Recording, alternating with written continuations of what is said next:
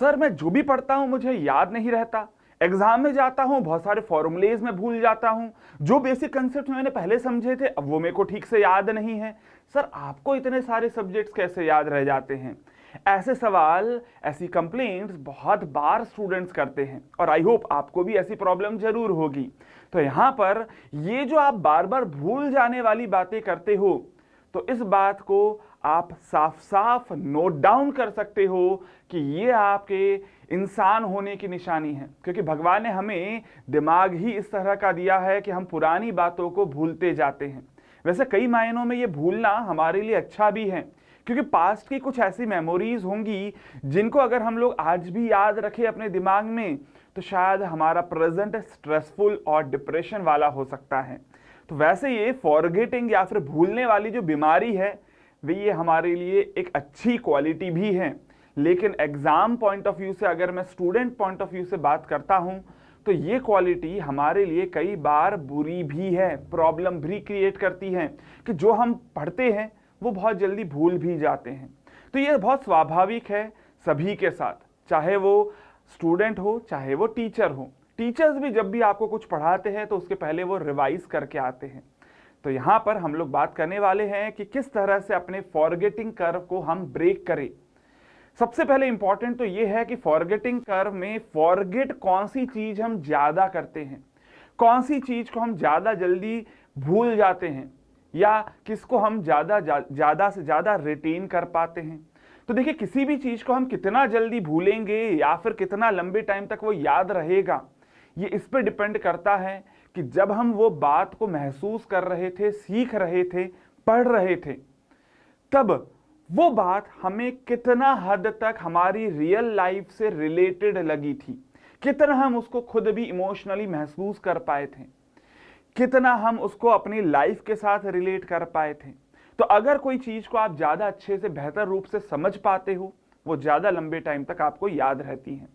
दूसरी बात ये भी ध्यान रखना है कि अगर कोई बात, कोई चीज को अगर आपने वीडियो या ऑडियो फॉर्म में समझा है, देखा है, तो वो ज्यादा लंबे टाइम तक आपको रिटेन करती है।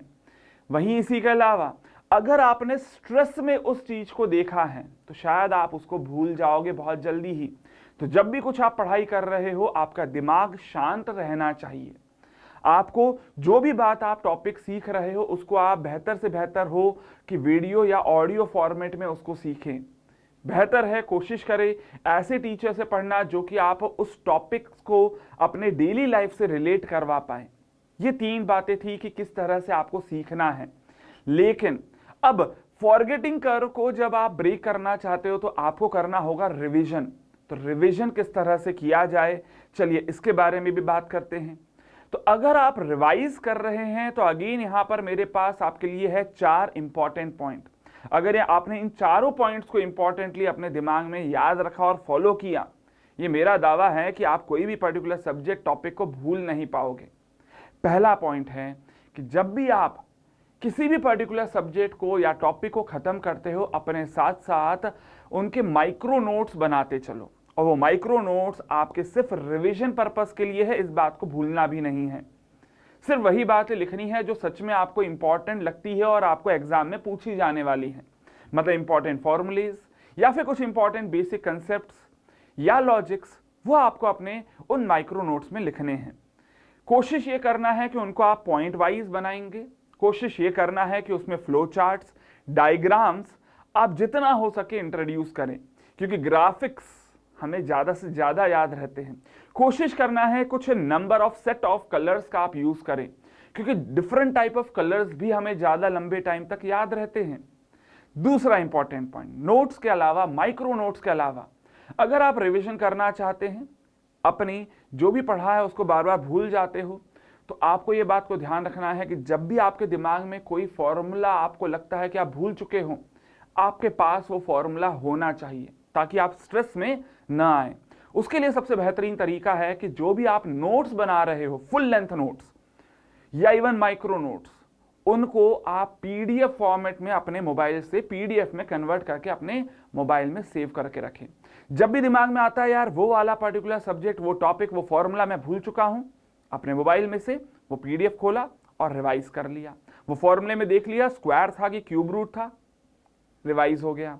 तो हमेशा हमारे पास में शायद नोट्स नहीं होंगे, लेकिन हमारे पास हमेशा ही हमारा फोन जरूर होता है। तो जो आपकी वीकनेस है उसी को अपनी स्ट्रेंथ बना ले। जो मोबाइल आपको लगता है कि यार मुझे डिस्ट्रैक्ट करता है, उसी को अपनी स्ट्रेंथ बना ले। आपके मोबाइल में आपके सारे नोट्स जरूर होने चाहिए। तीसरा पॉइंट, जब भी कुछ आप पढ़ते हो, कोई सब्जेक्ट या कोई टॉपिक आप कंप्लीट करते हो, तब आपको वो सबसे अच्छे तरह से समझ में आया होता है। धीरे धीरे भूलते जाते हो। जब वो आपको समझ में आया है तो बिना ज्यादा देरी करे, जब भी कोई आप टॉपिक को कंप्लीट करते हो, अपने मोबाइल में वॉइस रिकॉर्डिंग कर ले उस टॉपिक की।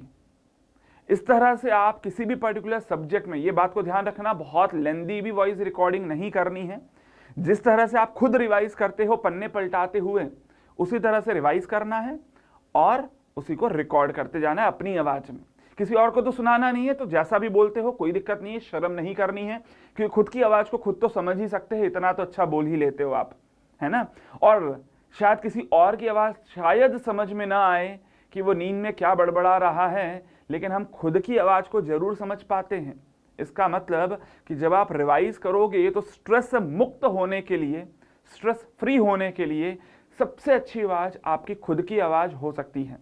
तो हमेशा ही जब भी कोई टॉपिक कंप्लीट करते हो, अपनी ही आवाज में उस पूरे चैप्टर की रिकॉर्डिंग, रिवीजन वाली रिकॉर्ड कर लो और सुबह शाम बढ़िया ठंडे गर्म पानी के साथ उस रिकॉर्डिंग को सुन लेंगे।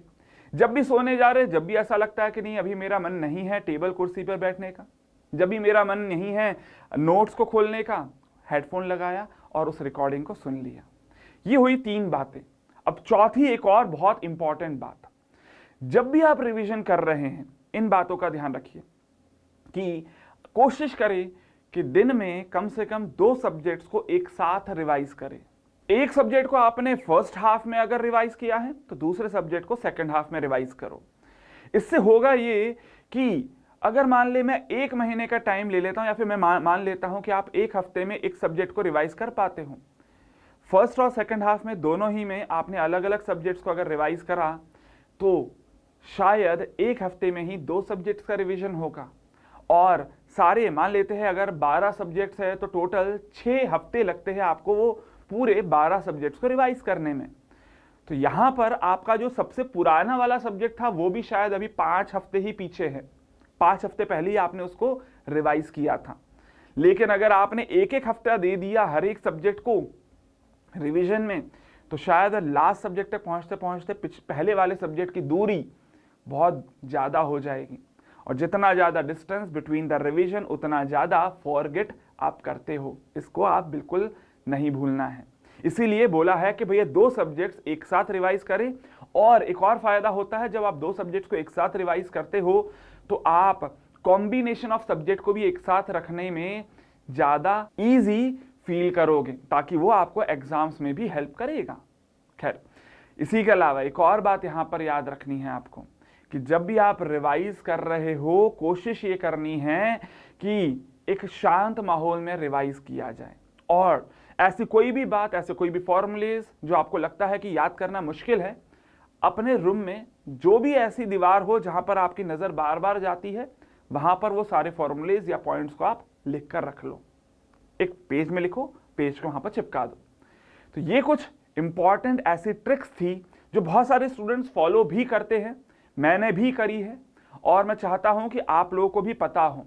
इसी के अलावा अगर आपके पास भी कोई ऐसी ट्रिक हो जो आपको लगती है कि रिवाइज करने में बहुत हेल्पफुल हो सकती है, तो आप उसको यहां पर कमेंट बॉक्स में मुझे बता सकते हैं। इसी के अलावा कोई और भी ऐसा टॉपिक हो जो आप चाहते हो कि मेरे साथ डिस्कस करना, वो भी आप मुझे बता सकते हैं। तो मैंने इस पर्टिकुलर सेशन में आपको बताई है टोटल 4 इंपॉर्टेंट पॉइंट। पहला पॉइंट, माइक्रो नोट्स बनाना।